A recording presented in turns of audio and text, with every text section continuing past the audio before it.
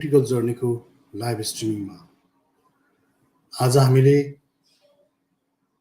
एउटा यस्तो पात्रको चर्चा गर्दैछौँ जसलाई हिन्दू धर्मशास्त्रहरूमा धर्मको योद्धा भनेर झुटो रूपमा जुन चित्रण गर्ने गरिन्छ, त्यो काल्पनिक पात्रको बारेमा आज हामी विशेष रूपमा चर्चा गर्नेछौँ।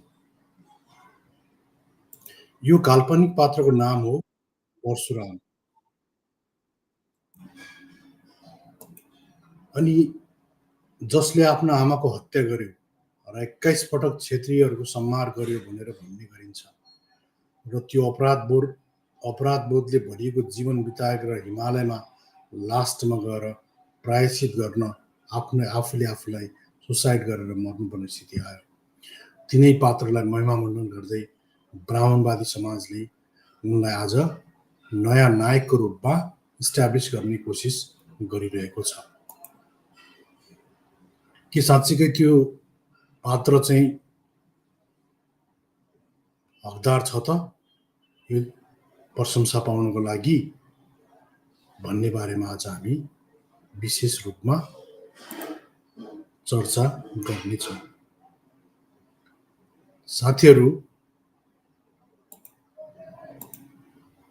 आवाज कस्तो आइरहेको छ यसको बारेमा केही जानकारी पाउन पाएदेखि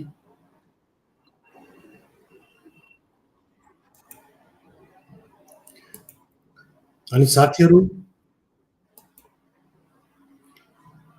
के परशुराम साँच्चै नै नायक हुन् त कि केवल ब्राह्मणवादी हिंसालाई धार्मिकता भनेर वैधता दिने एउटा पौराणिक कथापात्र मात्रै हुन्? त्यसको बारेमा आज हामी विशेष छिरफार गर्ने कोसिस गर्नेछौँ। यसको लागि हामीले उनको 3-4वटा कुराहरूलाई हामीले तथ्यगत रूपमा यसको छिरफार गर्ने कोसिस गर्नेछौँ। यसको लागि हामीले रेफरेन्सको रूपमा ज्योतिबा फुलेको गुलामगिरी भन्ने किताबलाई लिएका छौँ। त्यस्तै गरेर हामीले चाहिँ नि महाभारत पार्ट 1लाई लिएका छौँ अनि रामायण त्यो पनि पार्ट 1लाई लिएका छौँ, रामायणको पार्ट 1लाई लिएका छौँ। त्यस्तै गरेर हामीले यो रेफरेन्सको रूपमा हामीले चोरीको राममाल भन्ने यो वर्ड युज गरेका छौँ। त्यसको लागि हामीले चाहिँ नि जैन रामायणलाई पनि यसको रेफरेन्सको रूपमा लिएका छौँ। र आजको मेन हाम्रो टपिक छ कि 21 पटक क्षेत्री रहित बनाउने चोरीको माल परशुरामलाई ब्राह्मणहरूले हिरो वर्सिपिङ गर्नुको रहस्य के हो त? यानि कि जुन ब्राह्मणहरूले परशुरामलाई अहिले रिसेन्ट 10-12 सालमा आएर जसरी हिरो वर्सिपिङ गरिरहेका छन्, त्यसको पछाडिको कारण के हो भन्ने बारेमा हामी विशेष चर्चा गर्ने कोसिस गर्नेछौँ।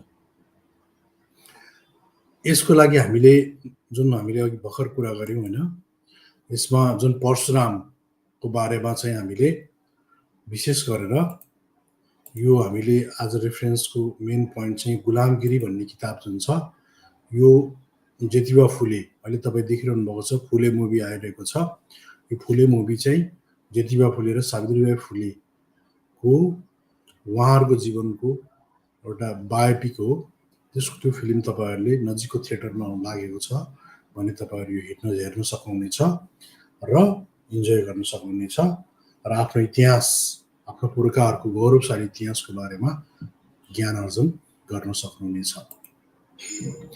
अब हामीले परशुरामको बारेमा जान्नको लागि फर्स्टमा हामीले यो गुलामगिरी जुन किताब थियो त्यसको परिच्छेद नम्बर 8 च्याप्टर नम्बर 8मा परशुरामको मातृहत्याको बारेमा होइन, परशुराम त्यसमा के उल्लेख गरिएको छ भने परशुरामको मातृहत्या अनि 21 बार क्षेत्रीहरूलाई हमला गरेको कुरा, त्यसपछि गएर क्षेत्रीय बच्चों की होइन भ्रूण हत्या समेत गरेको कुरा, त्यस्तै परशुराम की हार हो जाने पर उसने आफ्नै जान दिएदी भनेको आफ्नो ज्यान आफै दिएको थियो, त्यसको बारेमा पनि कुरा गरिएको छ। र यो परिच्छेद 8मा ढोण्डीराव र ज्योतिराव भनेको चाहिँ के हो भने ज्योतिराव फुलेलाई मार्नको लागि पठाइएको हुन्छ ढोण्डीराव भन्ने एकजना पात्रलाई, दुईजना मध्येमा एउटा चाहिँ ढोण्डीराव भन्ने हुन्छ। अनि यो जुन गुलामगिरी किताब छ, गुलामगिरी किताब चाहिँ इङ्ग्लिसमा स्लेभरी भन्ने तपाईँ सर्च गर्नुभयो भने गुगलहरूमा पनि पाउनुहुन्छ, एमाजोनहरूमा पनि पाउनुहुन्छ। अनि त्यस किताबमा चाहिँ स्पेसल्ली के छ भने त्यो स्लेभरी किताब चाहिँ ज्योतिबा फुलेले इङ्ग्लिसमा पनि लेखेका छन्। उनी चाहिँ इङ्ग्लिस स्कुल होइन मा पढेका इङ्ग्लिस ग्रेजुएट हुन्, पेसाले बाई इन्जिनियर हुन् होइन, कन्ट्र्याक्टर हुन् ज्योतिबा फुले, त्यो पनि ए लेभलको कन्ट्र्याक्टर हुन् त्यो जमानाको। त्यसकारण उनी वेल एजुकेटेड मान्छे हुन् र त्यो किताब चाहिँ उनले अमेरिकामा गोराहरूलाई होइन कालाहरूलाई सहयोग गर्ने गोराहरूलाई डेडिकेट गरेर त्यो किताब लेखेका थिए। त्यसै किताबको परिच्छेद नम्बर 8मा परशुरामको बारेमा उनले डिटेलमा कुरा गरेका छन्। अनि त्यो ढोण्डीराव र ज्योतिराव यो दुईजना बिचमा के हुन्छ भने परशुरामको बारेमा क्वेसन एन्सर गर्ने जुन क्वेसन एन्सरको फर्मेटमा छ त्यो तपाईँलाई म होइन प्रस्तुत गर्न चाहन्छु। यसमा के छ भने ढोण्डीरावले के भन्छ भने प्रजापति ब्रह्मा के मर्ने के बाद ब्रह्मा का मुखिया कौन था भनेको प्रजापति ब्रह्मा मरेपछि त्यसको ब्राह्मणहरूले त्यसको मुखिया कसलाई बनाए त? अनि ज्योतिरावले भन्छन् ब्राह्मणहरूले मुखिया परशुरामलाई बनाए। अनि ढोण्डीरावले भन्छन् परशुरामको स्वभाव कस्तो थियो? अनि ज्योतिरावले भन्छन् परशुरामको स्वभाव चाहिँ उपद्रवी थियो, साहसी थियो, विनाशी थियो, निर्दयी थियो, मूर्ख थियो, नीच प्रवृत्तिको मान्छे थियो र उसको जन्म देने वाली अपनी माता रेणुका की गर्दन काट्ने में भी कोही संकोच महसुस नहीं किया भनेको उसले के गर्छ भने आफूलाई जन्म दिने माता भनेको आफूलाई जन्म दिने आमालाई पनि निसंकोच रूपमा काट्ने गर्छ के। अनि त्यो काट्ने जुन उसले आमालाई के गर्छ भने घाँटी काटिदिन्छ के हैन। अनि त्यो घाँटी काट्ने जुन सिस्टम छ अनि त्यो चाहिँ अति उदण्डीय मानिन्छ के। अनि यस्तो जुन यो तपाईँ देख्नुहुन्छ हैन, बाउले के गर्छ भने अरू छोराहरूलाई पनि भन्छ कि काट यसलाई भनेर भन्छ, किनभने चरित्रमा शङ्का गर्छ बाउले। अनि त्यसपछि मार्नु अनिलाई काट भन्छ अनि अरूले काट्दैन। अनि यो चाहिँ राम भन्ने हुन्छ यसको। अनि पछि परशुराम भन्छन् होइन। अनि यसले चाहिँ के गर्छ भने आफ्नो आमाको टाउको उडाइदिन्छ कि। भन्नुको चाहिँ के हो भने मातृहत्या जुन यो धर्म हो कि अन्धभक्ति हो त होइन। बाउले भन्यो भन्दैमा चाहिँ मात्र आमाको हत्या नै गरिदिनु पर्ने, या परशुरामले आफ्नो आमालाई मात्र होइन आदेशमा होइन बाउको आदेशमा मात्र टुक्रा टुक्रा पारेको थियो कि। र उनको बुवा जगदम्बीले केवल शङ्काको आधारमा उनलाई मार्न भने र उनले कुनै प्रश्न नगरी आमाको हत्या गरिदिए होइन। जगदम्बी जुन बाउले भनेपछि उनले हत्या नै गरिदिए। त्यस्तो खालको क्यारेक्टर चाहिँ के हुन्, यो परशुराम भन्ने क्यारेक्टर हुन्। कि यही हो त धार्मिक आदर्श कि हामीले आदर्श व्यक्ति भनेको मान्छे चाहिँ यस्तो खालको हुनुपर्छ त? कि यो गुरु भक्तिको नाममा मानवतामा मार्ने संस्कार होइन।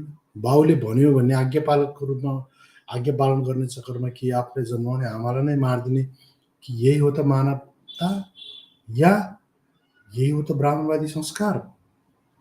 यो कथा ब्राह्मणिक संस्कारले अन्धभक्तिको चरम रूपलाई धर्म भनेर महिमामण्डन गरेको प्रमाण स्वरूप हामीले लिन सक्छौँ। किनभने यसमा अन्धभक्ति पितृसत्तात्मक रूपमा होइन महिलामाथि पुरुषको दमन र ब्राह्मणवादी जुन खालको अहङ्कार बाहेक अरू यसमा केही पनि चिज देखिँदैन।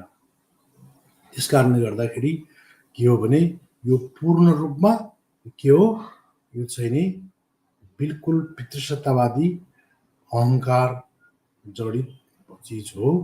र यसलाई के गर्छन् भने विभिन्न खाले पुराणहरूले पनि सपोर्ट गर्ने गर्छन् र यसलाई मजासँग ज्योतिराव फुलेले चाहिँ आफ्नो किताबमा यसलाई मजाले उनले उद्धृत गरेका छन्। अनि स्वभावको कुराको चाहिँ उनले के भन्छ शासनकाल कस्तो थियो त होइन, परशुरामको शासनकाल कस्तो थियो भन्ने कुरा गर्दाखेरि होइन शासनकालको बारेमा उनले के भन्छ भने उसको शासनकाल चाहिँ कस्तो थियो भने जो अच्युत र महार अछुत होइन यिनीहरू सबैलाई ज्योतिरावले के भन्छन् भने यिनी चाहिँ खास पहिलाका क्षेत्रीहरू हुन् र यिनलाई पछि शूद्र बनाइएको हो भन्ने उनको तर्क छ। अनि अति शूद्र, महार, अछुत, माताङ, चण्डाल होइन यिनीहरू जुन छन् सबै यिनीहरू अनि अनि मुँहमा तेल और सिन्दुर डालकर यो त्यसपछि उनले के भन्छन् भने परशुरामले आफ्नो सभी राज्यको क्षेत्रीयों समूल नष्ट कर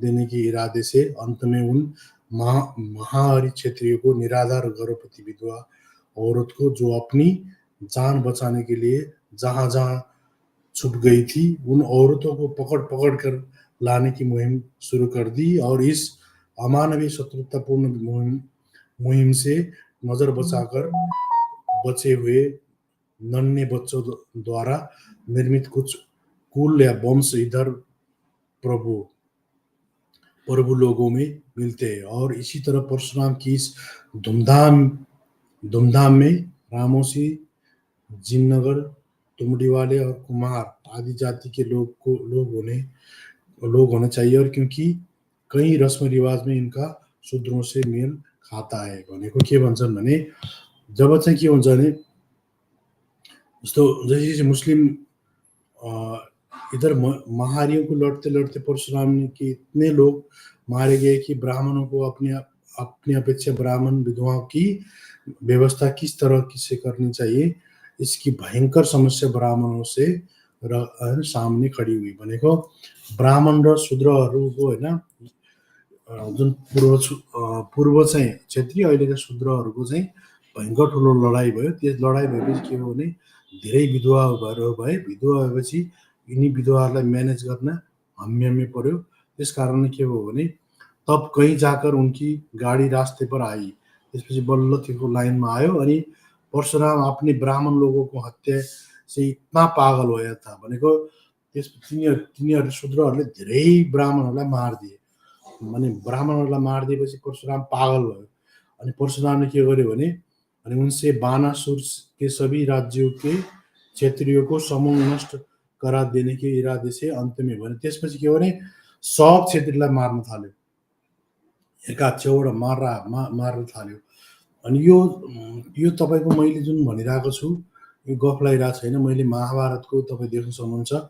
यो महाभारतको यो बकाइदा चाहिँ तपाईको के छ यो 64 पार्ट 1 को 64 नम्बरमा के छ ब्राह्मणद्वारा क्षेत्रीय वंश की उत्पत्ति और वृद्धि भन्ने जुन टपिक छ त्यस अन्तर्गत चाहिँ मैले यो कुराहरू भनिरहेको छु हैन। र उनले पनि त्यसै कुरालाई उद्धृत गरेर लेखेका छन् उनले हैन ज्योतिराव फुलेले। अनि यसमा के हुन्छ भने स्वयंभू ब्रह्मा जी को नमस्कार करके आज उसी रहस्य का तुमने वर्णन करूंगा भनेको उनलाई चाहिँ के हुन्छ भने यो कहानी भन्न एकजना मान्छेले चाहिँ उनलाई यो वैशपायनजीले भन्ने गर्छन् र यिनी वैशपायनले चाहिँ अनि जन्मेज र वैशपायन दुईटाले कथा सुन्ने कुरा हुन्छ हैन। त्यो अन्तर्गत चाहिँ वैशपायनले के भन्छन् भने यिनले चाहिँ आफ्नो कथा सुनाउँछन्। उनले के भन्छन् पूर्वकालमै जगदनन्दिन परशुराम ने 21 बार पृथ्वी को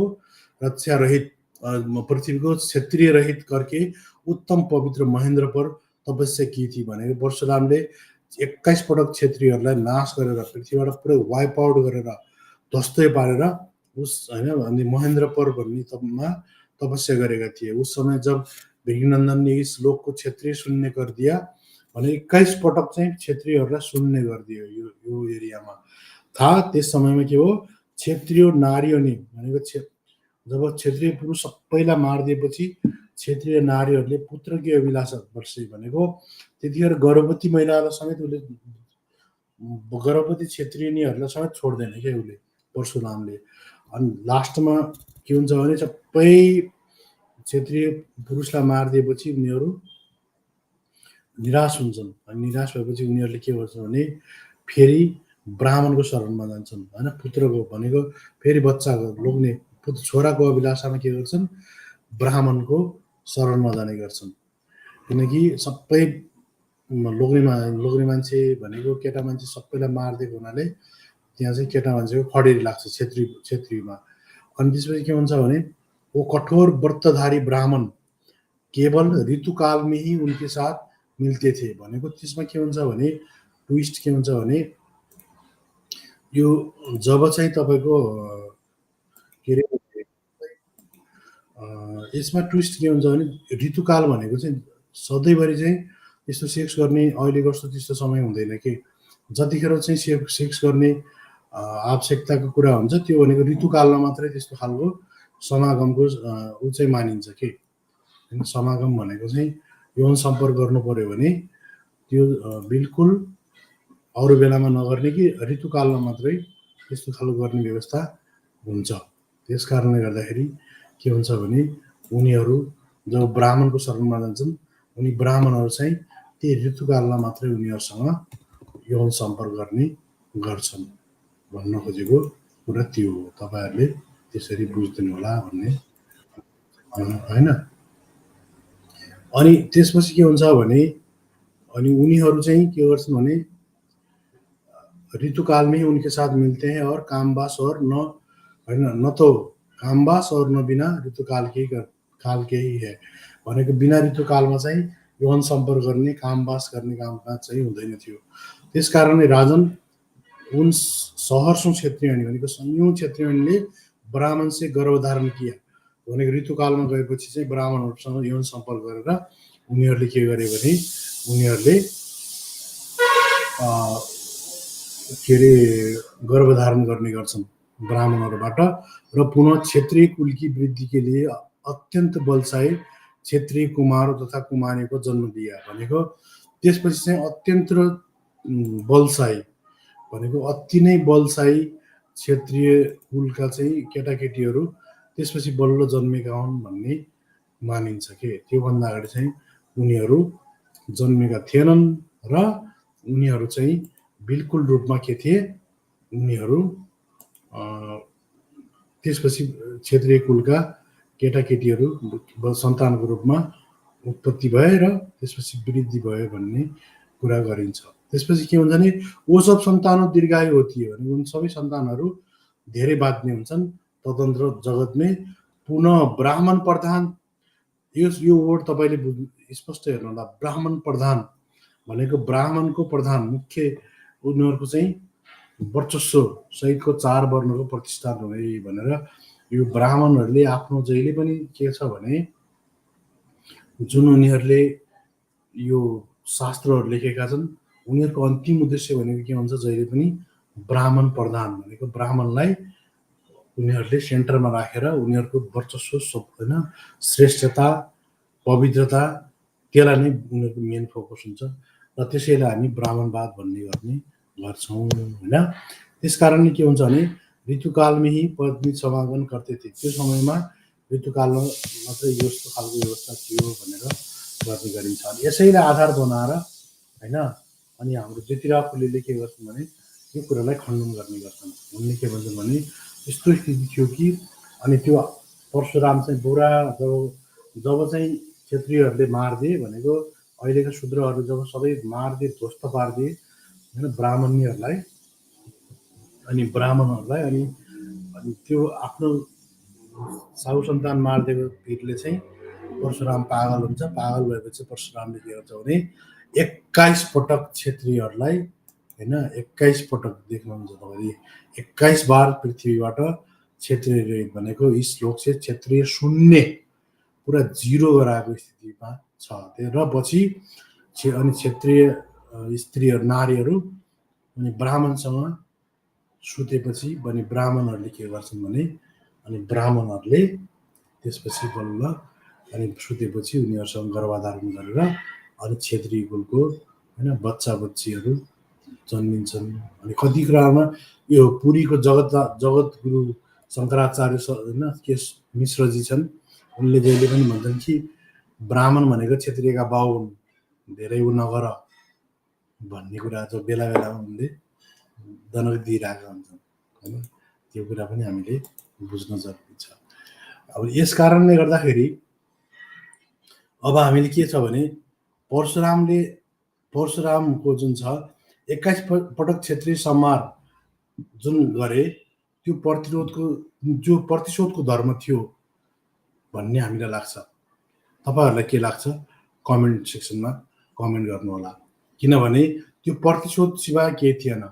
किनभने बुबाको हत्यापछि परशुरामले 21 पटक होइन जब जब बाहुनहरू सबलाई उनीहरूले होइन शूद्र अहिलेका शूद्र या त्यतिखेर क्षेत्रीहरूले मारिदिएपछि 21 पटक क्षेत्रीहरूको हत्या गरेर क्षेत्रीय शून्य गराएका थिए होइन। तर के यो क्षेत्रीयहरू दोषी थिए लडाइँमा? त यो कुरा हुन्छ नै होइन कि दोषी थिए त उनीहरू? यसो होइन, यो व्यक्तिवादी बदला होइन, यो जातीय हिंसाको महिमामण्डन हो, यो पुरै म्यासेकर हो होइन। पुरा वंश नाश गर्ने ठुलै चाहिँ एउटा म्यासेकर हो र त्यो जातीय हिंसाको महिमामण्डन गरिएको छ। जब परशुरामलाई ग्लोरिफाई गर्नुपर्छ के हो भने त्यो कुरालाई जस्टिफाई गर्नु हो।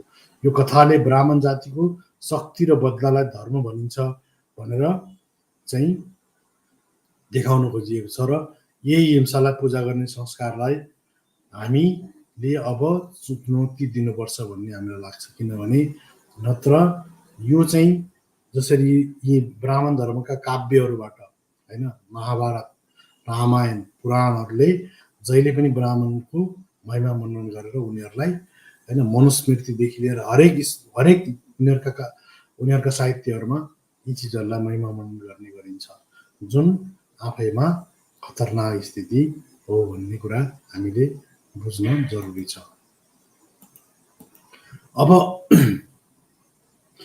यो अर्को कुरा म तपाईँलाई के देखाउन चाहन्छु भने हामीले जुन लेखेका छौँ तपाईँ देख्नुहुन्छ यसमा तपाईँले हामीले यो लेखेका छौँ नि यो यतिकै लेखेका होइन। आज यो कुराको पनि एउटा पर्दाफास गर्न जरुरी लागेर मैले यो होइन यो चाहिँ चोरीको माल परशुराम भन्ने के भने यो परशुराम वास्तवमा जुन खालको महाभारत या रामायणमा चाहिँ परशुरामको कुरा आएको छ यो परशुराम प्योरली तपाईँको के छ भने यो परशुराम चाहिँ जैन रामायणबाट उठाइएको के खास यो जैन रामायण जुन छ त्यहाँबाट उठाइएको।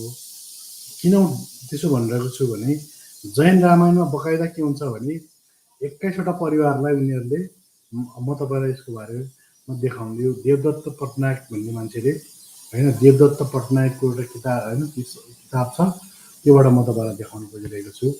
एज पर जैन होइन लोर Parashuram was asked to behead his mother. त्यसमा जैन रामायण पनि के हुन्छ भने परशुरामलाई चाहिँ त्यो आमाको टाउको काट भन्छ अनि आमाको काट कसले काट्छ this is the because she had an affair with a king भनेको उसँग राजासँग के हुन्छ उसको अफेयर हुन्छ। त्यो चाहिँ के हुन्छ होइन कर्तवीर्य अर्जुन हुन्छ। In the Hindu version there is no affair. Hindu भर्सनमा चाहिँ अफेयरको कुरा त्यतिले क्लियरली गरिएको छैन। तर जैन रामायणमा के छ भने उसको आमाको अफेयर चाहिँ यो राजासँग हुने गर्छ। Just a momentary lapse of desire but in the Jain Ramayana the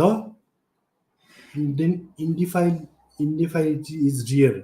When Renuka is killed, होइन an upset Kartavirya Arjun wants to kill Parashuram भनेको जब रेणुकालाई मार्ने रेणुका भनेको परशुरामको आमा परशुरामको आमालाई परशुरामले मार्छ तब चाहिँ त्यो राजा जुन अर्जुन हो होइन त्यो कार्तिकवीर अर्जुन चाहिँ अपसेट हुन्छ र परशुरामलाई मार्न खोज्छ। अनि बट अपन नट फाइन्डिङ हिम भनेको यतिखेर उसले परशुरामलाई भेट्दैन। हि किल्स परशुराम्स फादर भनेको परशुरामको फादरलाई उसले के गरिदिन्छ मारिदिन्छ। अनि परशुराम फादर जगदम्बीलाई मारिदिन्छ त्यसपछि त्यो राजाले। अनि this makes the Parashuram so angry that he kills 7 clan of the Kshatriya. त्यसपछि परशुरामले के गर्छ भने आफ्नो बाउलाई मारेपछि क्षेत्रीयहरूको 7वटा वंश जुन क्लानहरू हुन्छन् तिनीहरूलाई गएर मारिदिन्छ। अनि त्यस उसलाई मारेपछि के हुन्छ भने अनि Kartavirya Arjun widow secretly gives birth to king called Shubham भनेको जुन कार्तिवीर्य अर्जुनको एउटा विडो हुन्छ। विडो भनेको जुन विधवा हुन्छ त्यसले के सेक्रेटली भनेको गोप्य रूपमा एउटा बच्चाको जन्म दिन्छ। त्यो राजा जुन एउटा राजालाई जन्म दिन्छ त्यसको नाम शुभम हुन्छ। अनि त्यो शुभम जब हुर्किन्छ अनि शुभमले के गर्छ च्यालेन्ज परशुरामलाई के गर्छ हुर्काउने गर्छ होइन परशुरामलाई च्यालेन्ज गर्छ to fight to fight in के अरे युद्ध लड्नको लागि उसले च्यालेन्ज गर्छ र and defeats not only Parashuram. यहाँनिर तपाईँले इन्ट्रेस्टिङ कुरा के सुन्नुहुन्छ के थाहा पाउनुहुन्छ भने त्यो शुभमले के गर्छ भने परशुरामलाई मात्रै मार्दैन, परशुरामलाई यसमा मारेर अनि परशुराम सहितले 21वटा ब्राह्मण फ्यामिलीहरूलाई पनि उसले मारिदिन्छ। यहाँ defeat not only Parashuram but 21 families of Brahmins भनेको यसमा के छ भने जैन रामायणमा उतातिर 21औं पटकसम्म क्षेत्रीहरूलाई मारेर बदला लिएको देखाएको छ। जैन रामायणमा के छ भने क्षेत्रीहरूले चाहिँ होइन जुन क्षेत्री राजाले चाहिँ के गर्छ भने परशुरामलाई पनि मारिदिन्छ र 21वटा परिवार ब्राह्मणको 21वटा परिवारलाई पनि मार्ने गर्छ। यसैलाई उनीहरूले फेरि आफूलाई ग्लोरिफाई गर्नलाई चाहिँ उनीहरूले महिमा मनन गर्नलाई उतातिर महाभारतमा त्यो घटनालाई चाहिँ एकदम ग्लोरिफाई गरेका छन् कि होइन। He then establish himself as chakravarti. त्यसपछि उसले त्यो राजा जुन शुभम हो अनि उसले चाहिँ आफूले आफूलाई चक्रवर्ती भनेर घोषणा गर्छ। This is story of Parashuram's defeat and killing of Brahmins भनेको यो खालको परशुरामको हार र ब्राह्मणहरूलाई मारेको चाहिँ not found in Hindu literature भनेको हिन्दू लिटरेचरमा चाहिँ यो कुराहरू पाइँदैन। त्यस कारणले के हो भने जैन रामायण चाहिँ फेरि आर्कियोलोजिकल्ली के पाइन्छ भने जैन रामायण चाहिँ यो जुन वाल्मिकी रामायणहरू या यिनीहरूभन्दा अगाडि लेखेको पाइन्छ। त्यस कारणले गर्दा के हुन्छ भने यो जुन हिन्दू रामायण हो यो चाहिँ जैन रामायण पछि लेखेको हुनाले परशुरामलाई यसमा मारेको देखाएको छ र 21वटा ब्राह्मण फ्यामिलीलाई यहाँ मारेको देखाउँछ भाइ क्षेत्रीय। तर यहाँ के छ यो महाभारतहरूमा रामायणहरूमा के गर्छ भने अब यसमा चाहिँ फेरि उल्टो ठ्याक्कै के देखाएको छ भने जुन ब्राह्मणले चाहिँ 21 पटक परशुरामले 21 पटक क्षेत्रीयलाई मारेको देखाएको छ कि 21औं पटकसम्म क्षेत्रीय होइन रहित बनाएको पृथ्वीलाई। तर त्यो ठ्याक्कै उल्टो आफूलाई चाहिँ ठुलो देखाउन यहाँ यिनीहरूले यस्तो फटाइगिरी गरेका छन्। अनि त्यस कारणले म के भन्ने गर्छु भने यो प्योर के हो यो चोरीको माल हो होइन। तपाईँ देख्न सक्नुहुन्छ यो त्यस कारणले गर्दा यो तपाईँको प्योर चोरीको माल हो। अलिकति एउटा ऊ भएछ होइन म तपाईँहरूलाई देखाइदिइहालौँ फेरि तपाईँहरूले सोच्नु होला त्यहाँ चाहिँ देखिएन छ। म तपाईँहरूलाई यहाँ म देखाइदिन चाहन्छु। यसमा तपाईँ यहाँ यो चाहिँ मैले देवदत्त पट्टनायकको किताबबाट मैले लिएको छु होइन। अथर देवदत्त पट्टनायक हो माइथोलोजी अथर होइन। यसमा तपाईँको मैले अघि भनेको कुरा सबै यसमा छ। यो मैले फेरि रिपिट गर्न चाहन्न। यो प्याराग्राफमा तपाईँले क्लियरली होइन यो कहाँबाट कसले चोरेको कसरी लेख्यो यिनीहरूले कहाँबाट चोरेका अनि कुन कुन डिफरेन्सेस छ परशुराम हिन्दू माइथोलोजीको परशुराम र जैन माइथोलोजीको परशुरामको बारेमा यसमा क्लियरली तपाईँहरूको यहाँ चाहिँ लेखेको छ। यो कुरा तपाईँहरूले होइन क्लियरली देख्न सक्नुहुन्छ। यसरी के गरेको छ भने चोरचार गरिएको छ। अनि ज्योतिराव फुलेले के भन्छन् भने त्यसपछि के भन्छन् भने अब अर्को कुरा के आउँछ भने जब परशुराम चाहिँ के हुन्छ अब यो यसमा अर्को प्रसङ्ग म तपाईँलाई देखाउन चाहन्छु। अब यो चोरीको माल यो माइथोलोजिकल क्यारेक्टर के हो भने तपाईँले यहाँ महाभारतमा पनि परशुराम पाउनुहुन्छ। अर्को तपाईँले यहाँ देख्नुहुन्छ रामायण पनि रामायण पनि परशुराम पाउनुहुन्छ। लगभग यिनीहरूको जुन अब 4 लाख 4.5 लाख वर्ष मानिन्छ एउटा इरा द्वापर युग होइन त्रेतायुगहरू। अब 4.5 लाख वर्ष अगाडि जन्मेको मान्छे फेरि अर्को युगमा पनि चाहिँ तपाईँको त्यसपछि पनि परशुराम पनि पाइन्छ कि यो सम्भवै छैन। यो माइथोलोजिकल क्यारेक्टर हो। त्यस कारणले अहिलेका यहाँ बाहुनहरूले जसरी उसलाई चाहिँ के ऐतिहासिक पात्रको रूपमा प्रस्तुत गर्ने गर्छन् यो सबै बकवास कुरा हो। तपाईँहरूले यसलाई पनि क्लियरली बुझ्नु होला होइन। यसमा के छ परशुरामले के हुन्छ भने जब यसमा चाहिँ के हुन्छ भने रामायणमा चाहिँ के हुन्छ भने जब यो के अरे रामले राजा जनकको दरबारमा उसले बाण सीतालाई पाउनुको लागि त्यो बाण उठाउने कुरा हुन्छ। अनि त्यो बाण उठाएपछि ऊ चाहिँ फायर हुन्छ कि परशुराम अनि फायर हुन्छ परशुराम अनि परशुराम फायर भएपछि त्यहाँ चाहिँ उनीहरूको के हुन्छ भने लक्ष्मण फेरि खतरा हुन्छ क्या। त्यसमा लक्ष्मणले च्यालेन्ज गरिहाल्छ कि परशुरामलाई, तर रामले सम्झाउँछन्। अनि त्यसपछि रामले परशुरामलाई दनक दिन्छ। दनक दिएपछि डिमोरलाइज हुन्छ। त्यही कुरा फेरि यहाँ के गर्छ भने यो के अरे ज्योतिबा फुलेले यहाँ यो आफ्नो किताबमा यो पनि कुरा प्रसङ्ग राख्छन् कि एक क्षेत्रपति के रामचंद्र नाम के एक पुत्र ने परशुराम के धनुष को जनक राजा के घर में भरी सभा में तोड़ दिया। हैन, जब तोड्ने त त्यहाँ कुरो नै हुन्छ, किनभने जनकले सीतालाई पाउनलाई जोरले उठाउँछ र तोड्छ, त्यसैको सीता हुनेछ भनेर भनेको हुन्छन्। अनि त्यस कारणले गर्दा के हुन्छ भने उनले चाहिँ बिल्कुल त्यो चाहिँ तोडेका हुन्छन् के। अनि त्यसपछि यो तपाईको के छ भने यो जुन म तपाईलाई सानो एउटा कुरा भनिहालौँ, जो परशुरामले जब 21 बार जब क्षेत्रीय रहित गर्ने गर्छन्, 21 बार क्षेत्रीय रहित गर्नुपर्छ के हो भने यो चाहिँ के हो भने प्योर जातीय अहङ्कार हो भन्ने कुरा हामीले बुझ्नु जरुरी छ। हामी कन्क्लुजनमा यसलाई फेरि समेट्नेछौँ। अब यो जुन खालको तपाईँ देख्नुहुन्छ यसमा के हुन्छ, टुक्रा टुक्रा हुन्छ उसको धनुष। त्यसपछि परशुराम की मन में उस रामचंद्र के प्रति प्रतिरोध की भावना घर कर गई। अब उसको ईगो हर्ट हुन्छ के परशुरामको।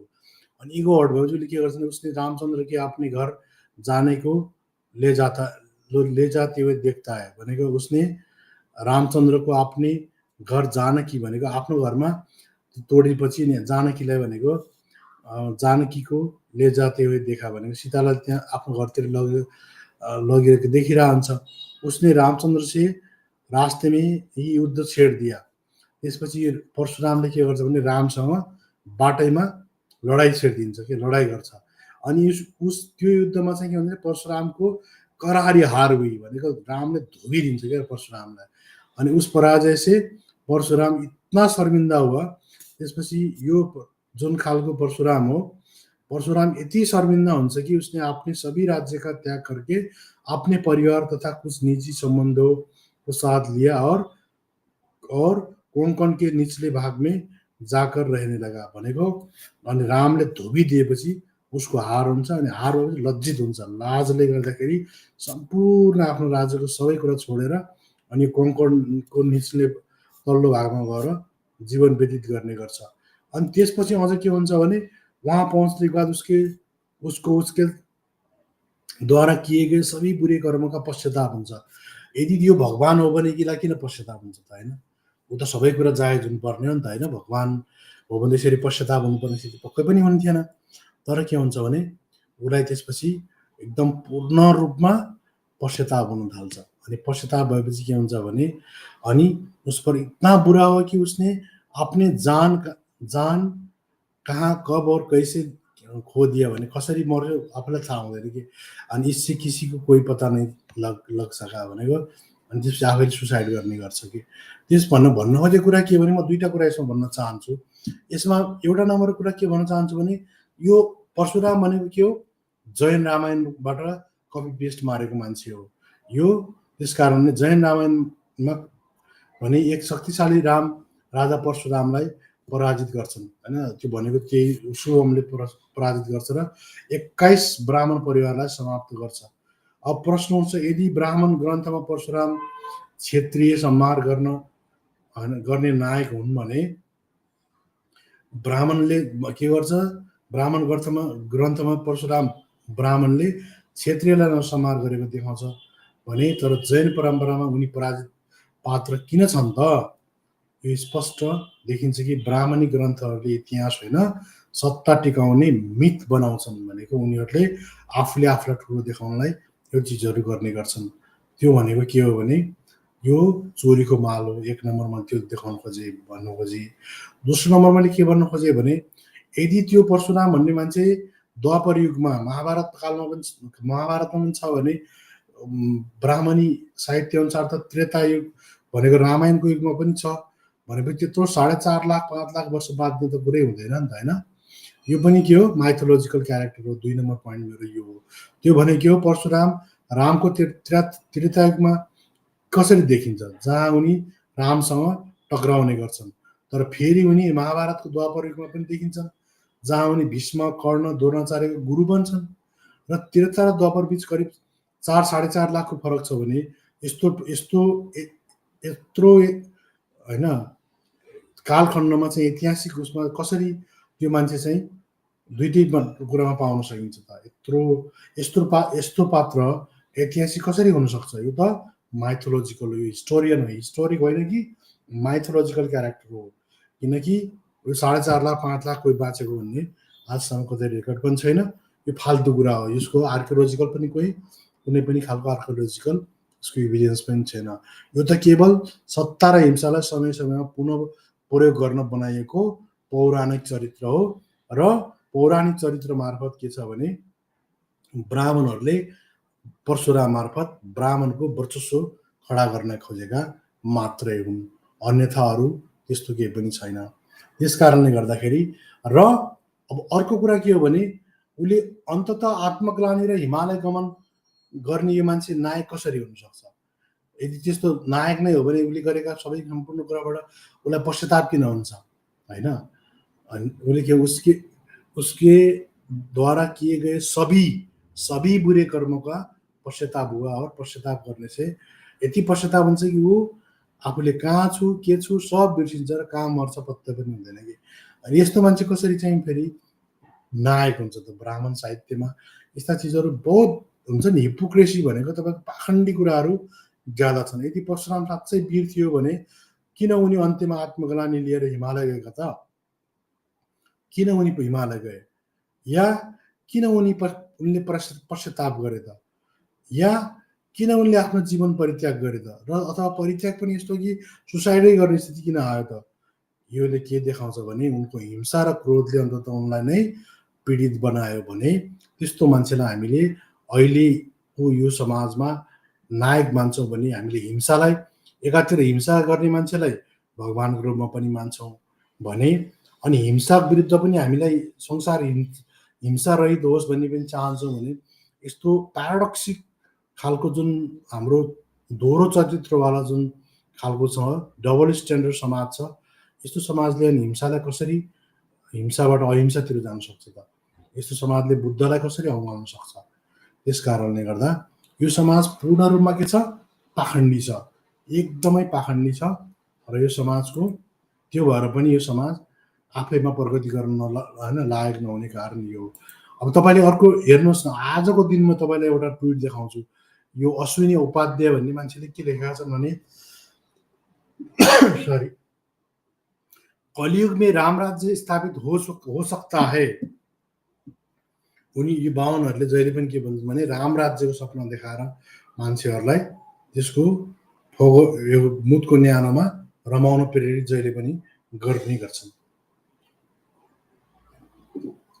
अनि त्यसै अन्तर्गत यो बाहुनले के भन्छ भने राम राज्य स्थापित हो सकता है लेकिन भगवान राम के मार्ग पर चलकर नहीं भनेको हेर्नुहोस् है त। यिनीहरूले कसरी किनकि रामलाई के छ भने रामायणमा क्षेत्रीयको रूपमा उसलाई प्रेजेन्ट गरिएको छ। त्यस कारणले उनीहरूले अब के छ, अब यिनीहरूको असली खेल के भइरहेछ अहिले भने अब रामलाई साइड लाइन लगाउने यिनको मेन चाहिँ उद्देश्य यिनीहरूको त्यो खालको यिनीहरूले उद्देश्य बोकेका छन्। त्यस कारण उसले यिनीहरूको हेर्नुहोस् न क्लियरली उसले के भन्छ भने रामलाई हिरो बनाएर होइन परशुराम के मार्ग पर चलकर यी राम राज्य आएगा। हेर्नुहोस् त यो कति खतरनाक कुरा छ। साधारण मान्छेलाई त यो त अब त्यस्तै हो, तर बिट्विन द लाइन पढ्ने मान्छेहरूलाई कति खतरनाक कुरा हो। भगवान राम के मार्ग पर चलकर नहीं बल्कि परशुराम के मार्ग पर, भगवान परशुराम के मार्ग पर चलकर ही राम राज्य आए। इसलिए प्रत्येक मंदिर में भगवान परशुराम जी की मूर्ति अवश्य स्थापना करे। अब हेर्दै जानु होला, यिनीहरूले हरेक मन्दिरहरूमा परशुरामको मूर्तिहरू पनि साइड बाई साइड यिनीहरूले इस्टाब्लिस गर्दै जाने देखिन्छ। यिनीहरूको जुन आरएसएसको मोडल जुन छ यो खतरनाक मोडलले यही कुराको सङ्केत गर्छ।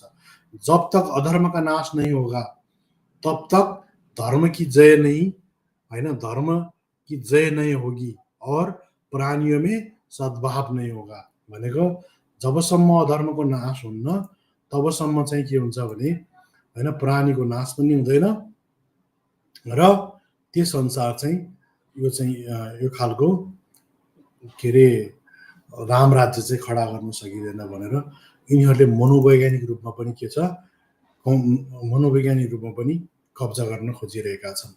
अब यो कुराले के कुरा देखाइरहेको छ भने परशुराम, रामको सट्टामा परशुरामलाई हिरो बनाउनुको अर्थ के हो भने ब्राह्मणहरूले जस्तो ब्राह्मण साहित्य अनुसार के छन्, क्षेत्रीहरूलाई मार्शल कौम भनेको सेना पुलिस सबैमा एकदम वफादार भएर लड्ने मार्शल कौमको रूपमा ब्राह्मण साहित्यले खडा गरिएको छ। अब एकाएक यिनीहरूले पुराणहरूबाट के छ भने अहिले आएर चाहिँ होइन 10-20 साल पछाडि भयो यिनीहरूले परशुरामलाई एकाएक रूपमा हाइलाइट गर्न थालेका छन्। अब यो परशुरामलाई हाइलाइट गर्नुको अर्थ के हो भने यिनीहरूले ब्राह्मणहरूले मार्शल कौम भनेका क्षेत्रीहरूलाई के गर्ने हो, यिनीहरूलाई गायब गर्ने यो कुटिल खेल हो के यो होइन। यो महिमा परशुरामको महिमा मनन गर्नुको अर्थ के हो भने यिनीहरूले ब्राह्मणहरूको महिमा मनन गर्ने र क्षेत्रीहरूलाई के गर्ने, यिनीहरूलाई एउटा साइकोलोजिकल्ली कमजोर बनाएर मोरल डाउन गर्दै यो चाहिँ यिनीहरूलाई त्योबाट के गर्ने, बाइकआउट गर्ने हो के मार्शल कौमको रूपमा ब्राह्मणले आफूले आफूलाई नै इस्टाब्लिस गर्ने। त्यो चाहिँ यिनीहरूको खतरनाक खेल अब अहिले सुरु भइरहेको छ। यो कुरालाई यसरी हामीले बुझ्नु बिल्कुल जरुरी छ। अब क्षेत्रीयहरूको हालत इन्डियामा पनि नेपालका त खासै के अब यही स्थिति यिनीहरूले नेपालमा पनि खसहरूलाई त्यही गरे, पहिला क्षेत्रीय भनेर हावा हाले होइन, पुरा अब मार्शल कौमको रूपमा रिप्रेजेन्ट गरे। अहिले लोकतन्त्रको फाइदा उठाउँदै यिनीहरूलाई खस बनाइदिए। अब साइकोलोजिकल्ली के भयो, मनुस्मृति 10:64 तपाईँले पढ्नुभयो भने खसहरू के हुन्, अब शूद्र हुन्। अब त्यस्तै गरेर तपाईँ रामचरित्र मानसमा पनि शूद्र लेखेको छ खसहरूलाई। त्यस्तै भागवत गीतामा पनि केही छ होइन। विभिन्न ठाउँमा चाहिँ के छ, खसहरूलाई चण्डालकै हाराहारीमा राखिएको छ कि। त्यस कारणले के छ भने अब खसहरूलाई के छ, उनीहरूलाई मार्शल कौमबाट आउट गरेर अब यो परशुराम जस्ता मान्छेलाई इस्टाब्लिस गर्न पाइयो भने त के फाइदा हुने भयो, त्यति गरेपछि चाहिँ ब्राह्मणहरू नै मार्शल कौमको रूपमा आफूले आफूलाई इस्टाब्लिस गर्न पाइने भयो। अनि त्यसरी इस्टाब्लिस गरेपछि त अनि यी साथीहरूको त खेल खतम। त्यसैले यिनीहरू के गरिरहेको भने अहिले आएर यिनीहरूको खेल खतम गर्ने पक्षमा लागिरहेका छन्। म त्यसो किन भनिरहेको छु भने यो भन्नुको अर्थ के हो भने तपाईँले देखिरहनु भएको छ अहिले आएर तपाईँले धर्म रचित भन्दै हरेक ठाउँमा तपाईँले देख्नुहुन्छ होइन। यिनीहरूको यो श्लोक जुन छ धर्म रचित भन्ने श्लोकसँगै जहिले पनि तपाईँले पाउनुहुन्छ के, यो परशुरामको जुन भाला बोकेको यो जुन तपाईँले देख्नुहुन्छ यो फर्सा बोकेको यो वाला फोटो जहिले पनि पाउनुहुन्छ तपाईँले। यसको नायक को हुन्छ, क्षेत्रीहरूले पनि यसैलाई फेरि होइन यसैलाई पुरा महिमा मनन गरिरहेको हुन्छ। उनीहरू आफ्नो के छ, आफ्नो काँधमा आरएसएसले तपाईँको यो फोटोलाई हाइलाइट गरेर हुन्छ। किनभने आरएसएसले के छ, ब्राह्मणलाई नै एकदम मार्शल कौमको रूपमा उनीहरूले इस्टाब्लिस गर्न खोजिरहेको छ आरएसएसले पनि। यसको अर्थ के हो भने मुँह में गङ्गा दिमाग में दङ्गा, देश मिटाकर मागेगा ये भिख मङ्गा, अब कौन है पहिचानिए होइन। यो कुराहरू स्पष्ट रूपमा जान्न बिल्कुल जरुरी छ। अन्यथा के हुनेछ भने अब यो चिजहरूलाई के साइकोलोजिकल्ली पनि अबको हेर्नु होला 10-20 वर्षपछि बिल्कुल मार्शल कौमको रूपमा र जस्तो तपाईँ देख्नुहुन्छ भिडियोहरूमा यिनीहरूमा पनि एकदम होइन तपाईँको चाहिँ जहिले पनि तपाईँहरू देख्नुहुन्छ जहिले पनि चाहिँ उनीहरूको मेन भिडियोहरूमा पनि परशुरामलाई नै उनीहरूले हाइलाइट गरेर आउँछन्। अनि जस्तो रामलाई पनि पुरा आतङ्की खालको बनाएको नि अहिले होइन, तपाईँले देख्नु भएको छ नि। रामलाई पनि के गर्छन्, जहिले पनि आतङ्कित खालको राम उनीहरूले एकदम टेरोराइज टाइपको रामलाई उनीहरूले बनाइरहेका हुन्छन्। त्यसको अर्थ के हो भने अब उनीहरू प्लान वेबाट परशुरामलाई इस्टाब्लिस गर्न चाहन्छन् र रामलाई यिनीहरूले साइड लाउने स्थितिमा पुर्याउँछन्। र जहिले पनि के हुन्छ भने धार्मिक द्वन्द्वको स्थिति आयो भने त्यतिखेर चाहिँ नै उनीहरूले बिल्कुल रूपमा रामलाई नै इस्टाब्लिस गर्ने प्रपञ्च यिनीहरूले मिलाइरहेका छन्। अनि त्यसो गऱ्यो भने के हुन्छ तपाईँ देख्नुहुन्छ यी हेर्नुहोस्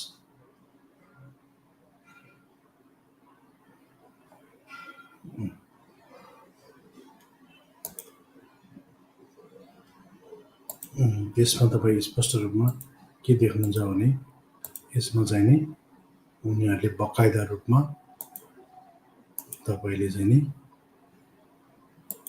जहिले पनि यो आतङ्कित टाइपको जुन उनीहरूले बनिरहेको हुन्छन् त्यसमा जहिले पनि उनीहरूले परशुरामलाई बढी हाइलाइट गरिरहेका हुन्छन् ताकि परशुरामलाई हाइलाइट गर्यो भने के हुन्छ त्यसले अब परशुरामलाई हाइलाइट गर्यो भने त बकाइदा चाहिँ नि नेपाल में रहना है तो जय श्री राम कहना है। नेपाल में रहना है तो हिंदू राष्ट्र को स्वीकारना होगा। जो हिंदू राष्ट्र को नहीं स्वीकारता है उसे नेपाल में रहने का कोई अधिकार नहीं।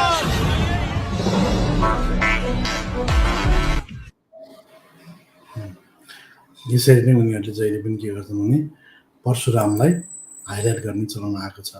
त्यसले गर्दा के हुन्छ परशुराम सुस्वस्थ गर्दै हरेक मन्दिरमा यिनीहरूले इस्टाब्लिस गर्ने स्थिति ल्याउँछन् ताकि ब्राह्मणहरूले क्षेत्रीहरूलाई पुरै यिनीहरूलाई अब सबै कुराहरूबाट सत्तादेखि लिएर धर्म संस्कृति सबैबाट यिनीहरूलाई गुलाम बनाउँदै बाहिर खेद्ने स्थितिमा पुर्याउने स्थिति गराउनेछन्। र अझ सबैभन्दा इन्ट्रेस्टिङ के छ क्षेत्रीहरूले नै एकदम बढाइ चढाइ गरेर परशुरामको जय जयकार गरेको अहिले तपाईँहरू पाउन सक्नुहुन्छ। यो ब्राह्मण सङ्गठनको यो खेलो सबै गर्नेको हो पछाडिबाटको छ यो आरएसएसले गरिरहेको छ। जबसम्म आरएसएसको लपेटमा यिनीहरू परिरहन्छन् तबसम्म चाहिँ यिनीहरू जहिले के हुन्छन् यो चिजहरूबाट यिनीहरू टाढा हट्न सक्ने स्थिति बिल्कुलै रहने छैन। त्यस कारणले गर्दा अब अन्तमा म के भन्न चाहन्छु भने परशुरामको कथा केवल पौराणिक मात्रै होइन, यो ब्राह्मणिक हिंसालाई वैधता दिने गहिरो वैचारिक षड्यन्त्र हो होइन। जब हामी यस्तो पात्रलाई धर्मको योद्धा भनिन्छ त्यसले न्याय, मानवता, तार्किकता, नैतिकताको सोचमाथि प्रहार गर्ने गर्छ र आज हामी सोच्न बाध्य हुन्छौँ र तपाईहरुलाई सोध्न चाहन्छौँ धर्म के हो? अन्धभक्ति हो या विवेक हो? परशुरामले गर्ने जस्तै हिंसा हो या बुद्धले भने जस्तै न्याय या जातीय प्रतिशोध हो? यो प्रश्न हाम्रो चेतनाको लागि बिल्कुल आजको समयमा एआईको जमानामा जहाँ आरएसएस जस्ता मान्छेहरू हजारौं लाखौं आफ्ना साइबर सेल राखेर बसेको छ र तिनीहरूले व्हाट्सएप मार्फत हैन सोसियल मिडिया मार्फत नेपालमा, इन्डियामा, दक्षिण एसियामा जुन भ्रम छरिरहेका छन् यो बेलामा चाहिँ यसको बिल्कुल जरुरत छ कि यसलाई डिकोड गर्न सकियोस्। त्यस कारणले गर्दा यदि तपाईहरुलाई लाग्छ कि यस्तो विषयमा खुला बहस आवश्यक छ भन्ने लाग्छ भने हैन यसको बारेमा खुला बहसको आवश्यक छ भन्ने तपाईहरुलाई लाग्छ भने हाम्रो यो भिडियोलाई लाइक, शेयर, सब्स्क्राइब गर्नुहोस् र हाम्रो च्यानललाई पनि लाइक, शेयर, सब्स्क्राइब गर्नुहोस् र यो मानवतावादी आन्दोलन, सामाजिक न्यायवादी आन्दोलन, धर्मनिरपेक्षतावादी आन्दोलन, लोकतन्त्र, आधुनिक इन्क्लुसिभ लोकतन्त्रको आन्दोलन, यसमा तपाईहरुले हामी सबै हातेमालो गर्दै अगाडि बढ्न जरुरत छ। होइन भने दक्षिण एसिया नर्क बन्न गइरहेको छ। यो नर्कको तपाई पनि हिस्सेदारी बन्नुहुनेछ यदि चीजहरुलाई क्रिटिकल च्यानलहरुलाई कुनै पनि प्रकारका क्रिटिकल च्यानल, व्यक्ति, साहित्य, दर्शन कुनैलाई पनि तपाईहरुले प्रमोट गर्नु भएन र मुखदर्शक बन्नुभयो भने आज होइन भोलि तपाईको सन्तति, तपाईको पिढी बिल्कुल घना जंगलमा छिर्दैछ। त्यो कुरालाई तपाईहरु याद राख्नु जरुरी छ र तपाई हाम्रो आवाजले नै यो पौराणिक अन्यायको भण्डाफोर गर्न सक्छ। त्यसकारणले तपाईं हामी तयार हुनु जरुरी छ हैन। अब भन्दै म आफ्नो यो लाइभ स्ट्रिमिङ अब बन्द गर्न चाहन्छु। हामी एउटा slow and steady wins the race प्रोसेसमा छौं हैन। हामी एउटा कन्टिन्युअसली यो चीजहरुलाई हामीले एउटा वैचारिक रूपमा दार्शनिक रूपमा र ऐतिहासिक रूपमा यी चिजहरूलाई हामीले डिकोड गर्न सकेनौँ भने अब आउँदो जुन नेपाल जस्ता गरिब देशहरू होइन या इन्डिया जस्ता जुन यो काउबेल्ट भनौँ न, नेपाल र इन्डियाको काउबेल्ट भनेको मध्य प्रदेश, राजस्थान, दिल्ली, युपी, बिहार, यो जुन काउबेल्ट, नेपाल, उत्तराखण्ड होइन अनि हिमाचल, यो पुरा काउबेल्ट जुन हो, यहाँ धार्मिक सांस्कृतिक क्रान्तिको जरुरत छ, धार्मिक सामाजिक सांस्कृतिक क्रान्तिको जरुरत छ। यसमा सबैजनाले क्रिटिकल्ली यसलाई हामीले होइन अगाडि बढाएनौँ भने हामी सबै बर्बाद हुने स्थितिमा पुग्छौँ र हाम्रो अब आउँदो अर्को पिँढी पुरै ध्वस्त हुने स्थिति हुन्छ। त्यस कारणले सामाजिक न्यायवादी समाज, आरएसएसको समष्टितावादी समाज होइन, सामाजिक न्यायवादी समाजलाई अघि बढाउन सकौँ भन्ने कामना गर्दै जय लोकतन्त्र, जय धर्मनिरपेक्षता, जय विज्ञान, जय संविधान, ब्राह्मणवाद मुर्दाबाद, मनुवाद मुर्दाबाद, जातिवाद मुर्दाबाद, पितृसत्तावाद मुर्दाबाद भन्दै आजको लाइभलाई लाइभबाट बिदा हुन चाहन्छु।